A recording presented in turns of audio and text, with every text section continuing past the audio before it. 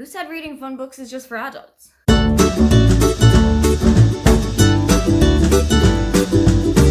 Hi, welcome, come on in. My name is Aoife and today I am taking you through some of the fantastic children's and YA books, all of which that were written by Irish authors. Ireland has a hugely successful track record when it comes to writers. Not only were we responsible for people such as Samuel Beckett or for James Joyce, but we also have some phenomenal modern writers, not just for adult readers, but also who cater to a younger audience. If you are looking for any books that the young readers in your life or the young readers in your home could check out, these are definitely good places to start. Let's start with one of the book series that I have talked about time and time again on my channel, and especially throughout this last month. That is The Children of the Famine series by Marita Conlon McKenna.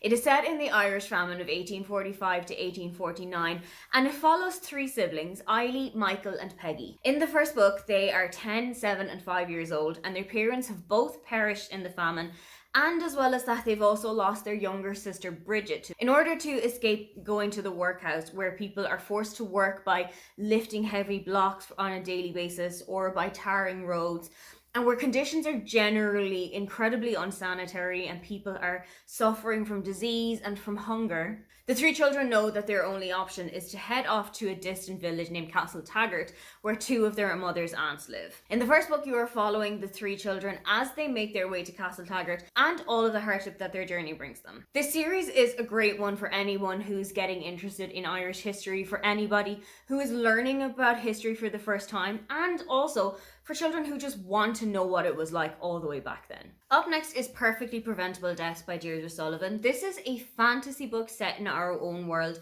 following twins named Madeline and Caitlin. They are 15 years old at the start of the book, and they have just moved to the village of Ballyfran with their mother to move in with her boyfriend in his castle and to live with him and his elderly grandmother. Ballyfran is going through some problems at the moment where unexpectedly, a large number of teenage girls have gone missing in the mountains that surround the town.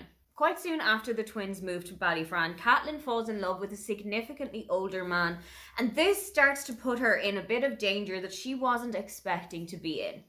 In order to save her sister, Madeline is called upon to harness the powers that she has suddenly started to discover that she has, and also to work with Brian's grandmother to try and talk some sense into Caitlin and to find out what's going on in her life. Another fantasy book that I think you should definitely check out, and part of a duology, is Queen of Coin and Whispers by Helen Corcoran. This book is about Leah, who has just taken over the kingdom from her pretty corrupt uncle, and Xania, who is hired as her spy master, but also who has her own kind of reasons for taking on the job. She is taking this opportunity to avenge her father's death and to basically find out what happened to him. Xania and Leah start to fall for one another, but as their relationship deepens and they start to discover things about the country, it turns out that they might need to start putting duty before their own feelings. This book is incredible. It has fantastic representation in it, as both of the main characters are LGBT, and it is a phenomenal fantasy book. Even I enjoyed it, and I am so far from a fantasy reader.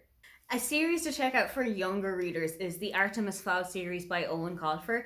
This follows Artemis Fowl, who is a 12-year-old criminal mastermind.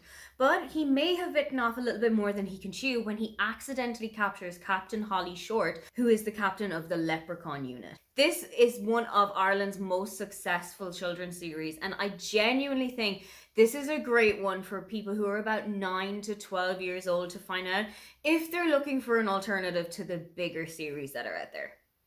A historical fiction for kids around the same age to check out is Sally in the City of Dreams by Judy Curtin. This book follows Sally and her sister Bridget, who leave their family home in Ireland and who head off for New York in search of a better life for themselves. This is something that was rampant in the early 1900s. People often left their homes and headed off for America or for the UK in search of a better life and for better success for themselves, but they would also send money back to their parents and their families who had been left behind. This gives a really great idea as to what Ireland's emigration history was like, and it will also introduce children to the idea of the Irish diaspora, which is one of, if not the biggest in the entire world to this day. Next up is One by Sarah Crossan. This is a book in verse, and it's about Tippy and Grace. They are conjoined twins and have lived every single second of the last 16 years together. They have been homeschooled for most of their life, except that now finances in their family are starting to change, and their parents decide to send them to public school for the first time in their lives. They are adjusting to this massive change in their lives, and they think that nothing else is going to throw them off kilter until one of the twins gets sick, and they are faced with one of the biggest decisions in their life that they never expected that they would have to make. This book is completely heartbreaking, and it completely ripped me apart when I read it, but I genuinely think it's such a well-written book that everybody out there needs to give it a try. Next up is The Henna Wars by Adiba Jagadar, and this follows Nishat and Flavia. Nishat is from a Bangladeshi background, and she and her family have been living in Ireland for a couple of years. She has just told her family that she is gay, but her parents, who are staunchly Muslim, aren't particularly welcoming of the news from her.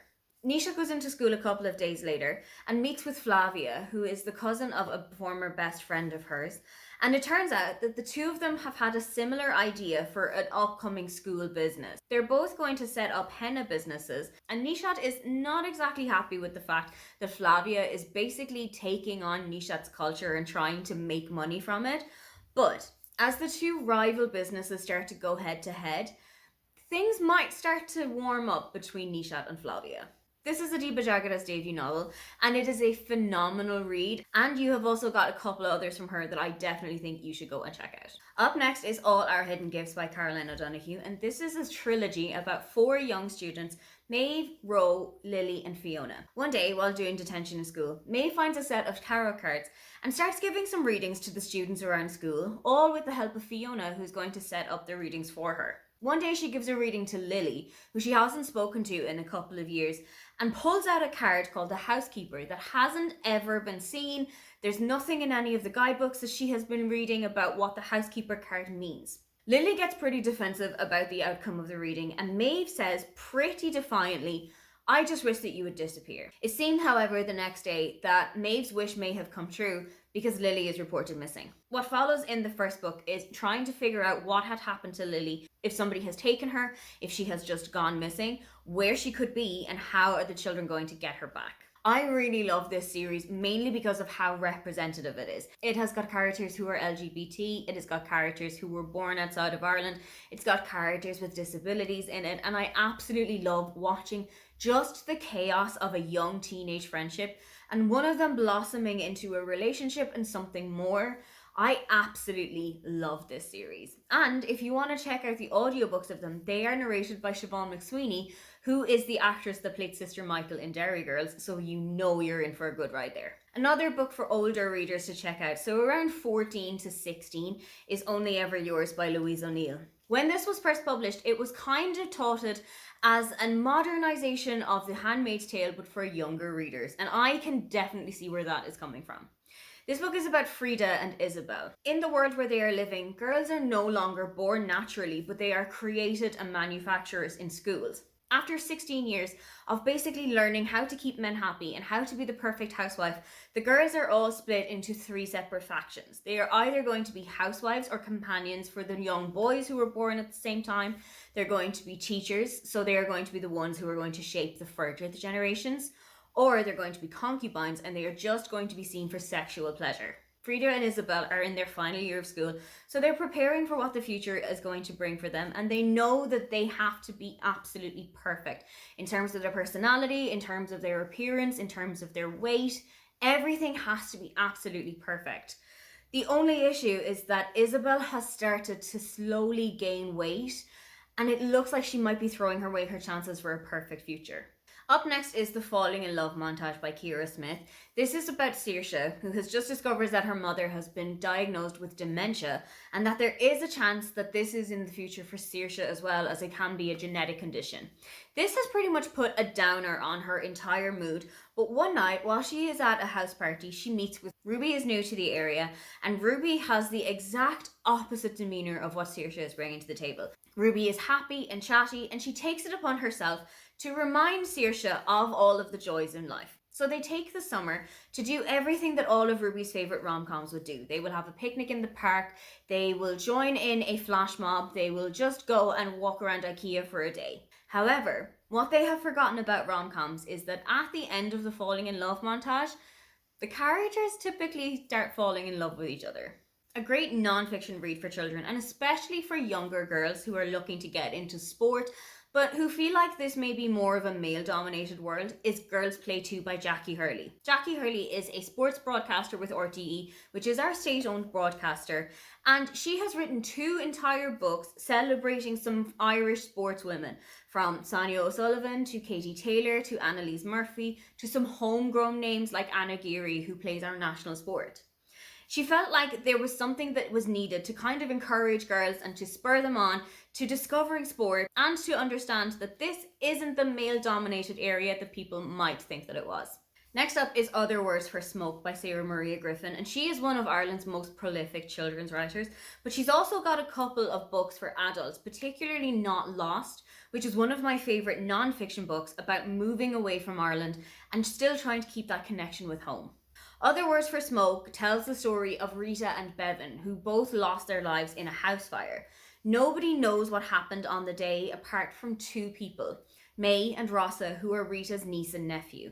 Nobody knows about Sweet James, who was found hidden in the walls. Nobody knows about the cat that was always seen lurking around the property. And nobody knows about the close connection that May had started to develop with Bevan. My last recommendation is a fantasy trilogy called The New Policeman by Kate Thompson. This book is set in Kinvara in County Galway, and it is about JJ. On her birthday, he asks his mother what she would like as a gift, and all she responds with is time.